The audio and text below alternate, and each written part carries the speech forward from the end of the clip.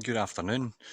I've come up to the woods again today for a bit of peace and quiet, away from all the noise and the unheard noise, all the Wi-Fi and stuff. I've got my wee fire on the go, and I'm going to share some observations that I've had. I've had actually quite a magic couple of days, and 2 or 3 occasions over the past couple of days. The same messages came to me from different angles. But before I go into that, I'm going to have my Ministry of Defence all-day breakfast, which should be pretty awesome. Let's get bacon and eggs and sausage and beans, everything a growing boy needs, and a big beautiful lip scalding cup of coffee. So I'll have that, then we'll get talking about these observations. We'll be back in a sec. I'm not even gonna lie, I'm very excited. I am starving, and we're bubbling away good. Where are we?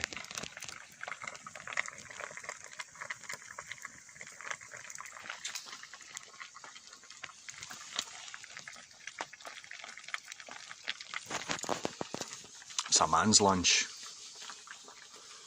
but yeah, should be good.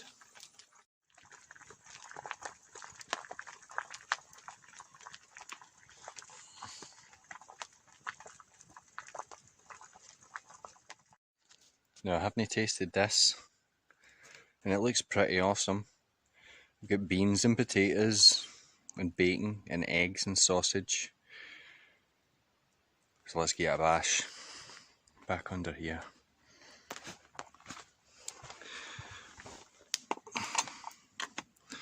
Let's go for a sausage. Goodness me, they're massive. Okay, I need to split it. Here we go. I don't know how hot this is either. So this is my genuine, legit reaction to a Ministry of Defence MRE all-day breakfast. Let's go.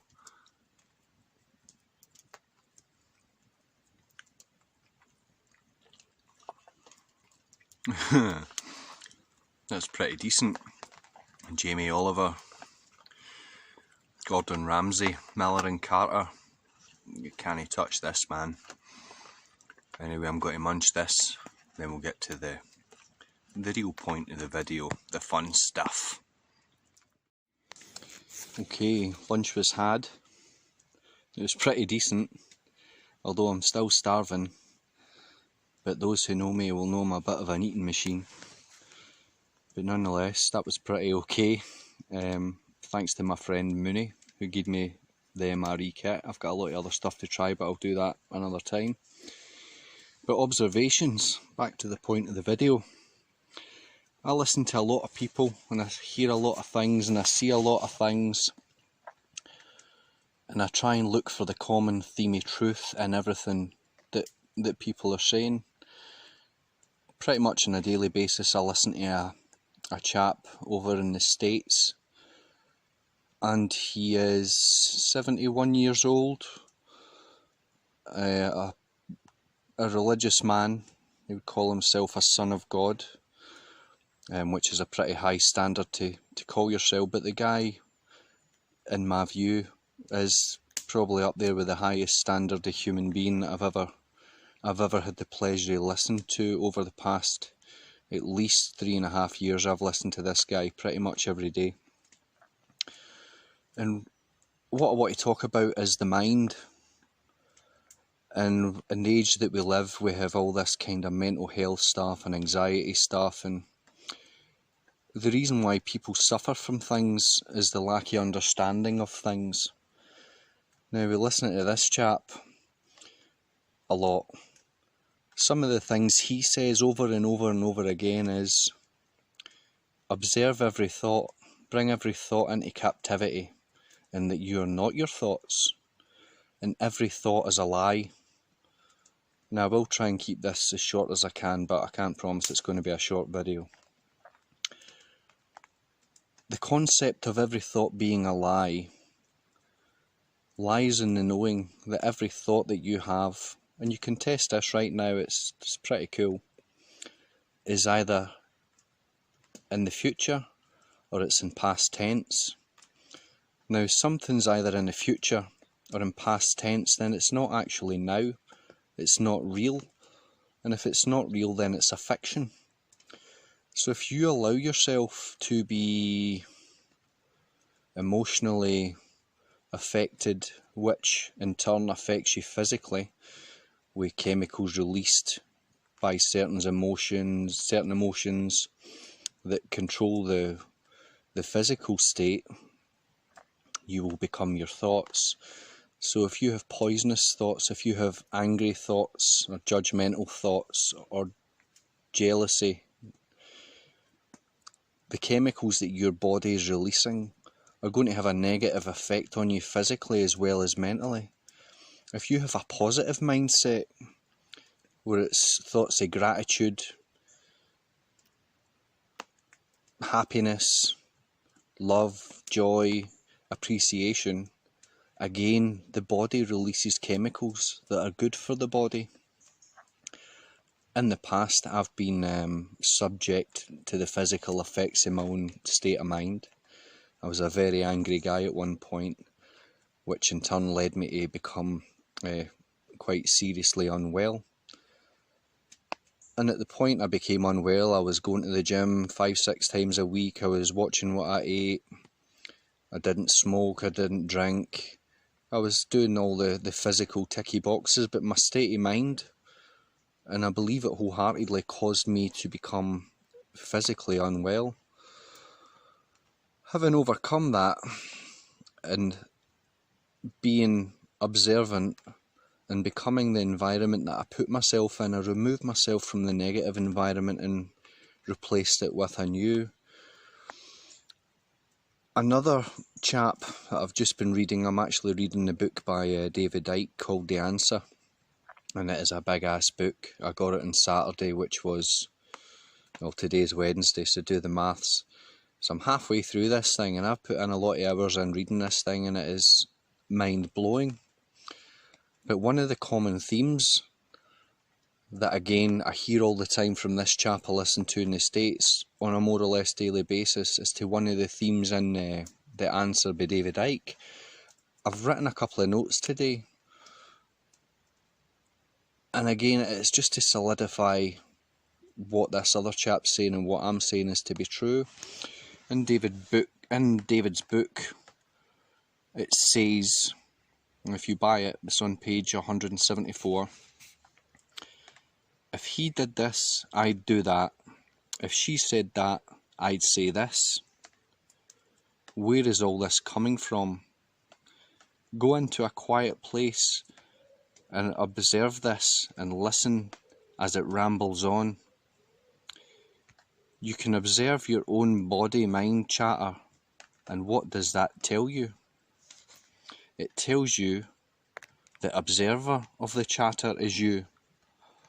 And what that actually means is, you're not your thoughts. The thoughts are influenced by your environment, the people you listen to, the things you watch on TV, the fear porn that's on TV. All these thoughts don't belong to you. You don't have any of your own thoughts. You observe thoughts and you react according to how you've been programmed. Now, I think that's absolutely fascinating. Absolutely flat out fascinating that you're the observer of your thoughts. The thoughts are not you. So when you can separate yourself from the thoughts, you're going to have a better chance at things. Another thing that happened to me only yesterday, I was having some deliveries of some parts from my car, and the wee chap's on the door and I answer the door, and it's a big heavy box, it's brake discs and things, and the wee guy's kind of struggling to lift this box, and I says, oh great, my brake discs. I says, I've got more coming tomorrow. He says, I'll make sure that I'm not working tomorrow then. I says, it's not too that bad. Anyway, the guy asked me, so what do you do for a living? And I says, well, I'm a barber. And he says, it must be pretty hard just now. I says it was. And I says that during the lockdown, not being able to have an income for a few months was a challenge, but something that was overcome. And the chap said to me, "I'll pray for you." And I said to the guy, "Thanks very much." And he looked at me, and I had noticed that he was wearing a cross. He had a wee Celtic cross. And I said, "How's things with you?" He said something along, it was a direct quote for the Bible. He hit me with a Leviticus something, or a Ecclesiastes this or that, chapter and verse. Then I knew the guy was right into his Bible. So we started talking, and it turns out that this wee guy, he had an addiction to pornography. He was in a pretty sorry state in life. And he said if it wasn't for the Bible, that he would be in a pretty bad place, and he feels that the Bible's helped him overcome. So I said to this guy yesterday, I said, "Greater is he who is in you than he who is in the world." And this guy's face lit up with joy. Absolutely. The guy went for just to he was absolutely glowing, which made me glow because he became my environment. And he stepped toward me in this day and age, which is a pretty sketchy thing. If you don't know someone, you don't know if they're all COVID or social distance shit. The guy leapt towards me with a big, "Give me some of this." So I gave him some of that. And he was like, "I'm so glad I've met you." I says, "Well, I'm glad I've met you as well." I says, because when you have a certain mindset, especially with religion, whether it's Christianity, Islam, Judaism, Sikhism, Hinduism, Buddhism, anything, there's a lot of resistance comes along with that. People always think that if you have Christian values, or if you had values based in anything, that you see that you're above other people. And that can be a lonely place to be. And it brought this wee guy out his kind of shell, and he sprung towards me with this character that we should all be springing toward each other with. We all have things in common. What I want in life, you want in life, that's fact. I want peace, I want happiness, I want the best for you, I want the best for my family. I just want to be left to do my own thing, as you do. And what I don't want, you don't want either. So whether it's harm coming to my family, struggles in life, just people stopping you being a free human being, you don't want that either. You don't want someone with opposing worldviews to you coming along and telling you how it is and how it's not. So anyway, I asked the guy if he had social media. He says he doesn't use social media. But anyway, he does YouTube. So hopefully this young guy, I told him that he had my name obviously with the delivery. And he said he's going to find me on YouTube. So hopefully that happens. It was nice to make that good connection. And this was yesterday. Yesterday as well, as I do on most Tuesdays, there's a barber that I follow. I believe he's in London. And I follow him. Yeah, he's a barber. But there's something about the guy that kind of shoots out this happiness and charm and enthusiasm and all this good stuff that I want to be, and I want everyone else to be. So yeah, I learn from him, and I listen to him, and I take mental notes of how I could improve myself and business for myself and income. But I'm drawn to the guy because his character. Even just his expressions, again expressions. This guy's smile is like, what? You watch this guy smile, you hear him laugh, and you want to smile and you want to laugh. And if this guy was making these videos with masks on, I wouldn't get that frequency through the screen into me and affect me with his frequency. I wouldn't become that environment, because that environment would be hidden from me. Anyway, the guy, he's called MK Master Barber, I think he is, on Facebook, and he does Instagram and all this stuff as well. And he was talking about times in life when you do something where you know you've fucked up, and you say to yourself or something saying, "Why did you do that? Why? And he's saying you need to listen to that guy. And that guy is the real you, meaning the actions that you did were because of your environment, because of the options that you had open, and because of your thoughts. Whereas if you had separated yourself from the thoughts, you would, in your conscience, know what the right thing to do was. And I'm not saying you'll not make mistakes. But anyways, he was doing this live broadcast. Again, comes flying out with the big one. Greater is he who is in you than he who is in the world. And he read the comment on his Facebook Live. And again, boom. He was digging it. He knew exactly that somebody got him. And then the more he smiled, the more I felt that was worth saying. That was worth putting that into the ethos.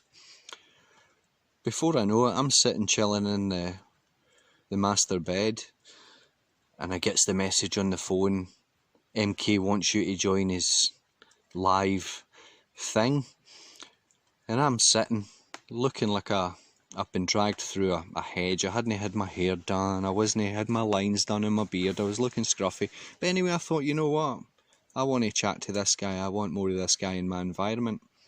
Then we had a brief discussion online. It was about business and things like that. But I wanted him to know that there's people in the world that love what he does. And I hope he keeps doing it.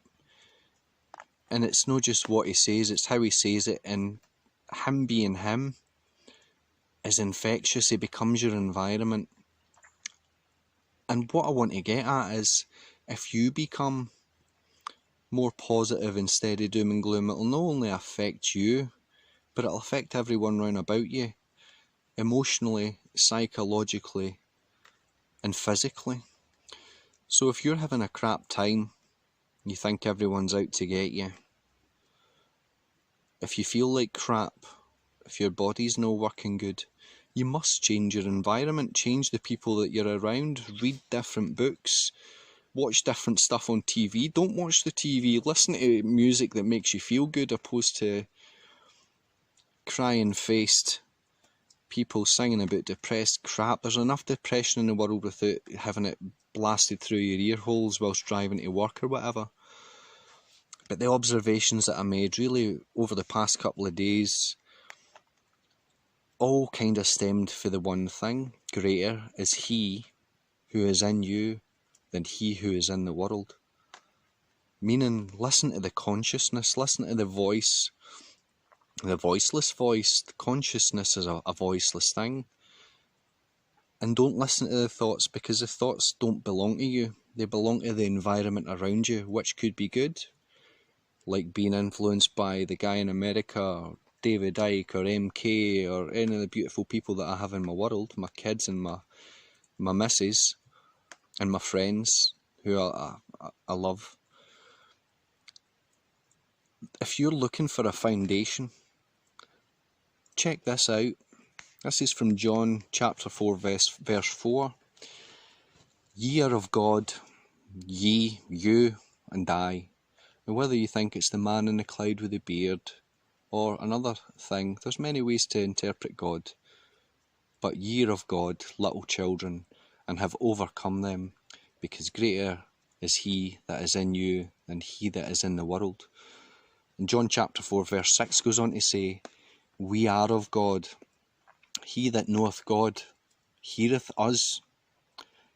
He that does not know God heareth us not. So when your intentions are good and you know in your heart of hearts you're saying things to try and help people, don't expect just because you understand it's coming from a good place that they'll hear it, because they may not be of God. They may be of something darker, and they may not be interested in God. They may be worldly people, outwardly worldly people that are influenced by material things and greed and lust and anger and all the bad things. The kingdom of heaven is within, and that kingdom only can come through peace, and that comes through forgiveness, non-judgment, tolerance, and inevitably love. I hope this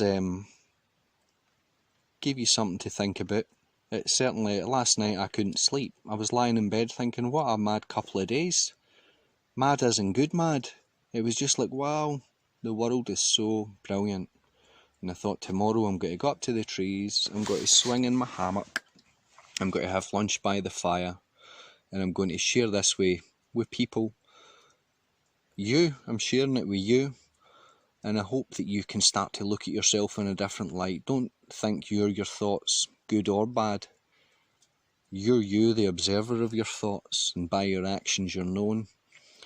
So it's a long video, but thanks for taking the time to listen.